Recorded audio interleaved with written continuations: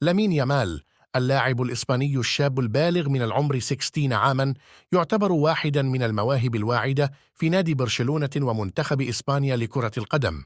ولد في إسبانيا لأب مغربي وأم من غينيا الاستوائية. اشتهر بأنه أصغر لاعب يسجل لصالح منتخب إسبانيا على الإطلاق، حيث سجل هدفاً في مباراته الدولية الأولى عندما كان عمره 16 عاماً. كما شارك كأصغر لاعب في مباراة ربع نهائي دوري أبطال أوروبا مع برشلونة، وصنع هدفاً مهماً في هذه المباراة ولد يامال في إسبلوغيس دي يوبريغات، برشلونة، كتالونيا، لأب مغربي وأم من غينيا الاستوائية. نشأ يامال في غرانوليريس وماتارو. عندما كان يامال في 7 من عمره، انتقلت عائلته إلى برشلونة، حيث انضم إلى أكاديمية شباب نادي برشلونة.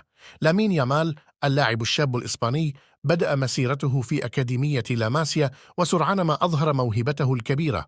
تم اختياره للتدريب مع الفريق الأول لبرشلونة من قبل تشافي في سن مبكرة، وشارك في أول مباراة له مع الفريق الأول في أبريل 2023 كأصغر لاعب يشارك مع الفريق في الدوري الإسباني. فاز ببطولة الدوري الإسباني في أول موسم له مع الفريق الأول، وأظهر أداء مميزا في مباريات كبرى مثل الكلاسيكو ودوري أبطال أوروبا.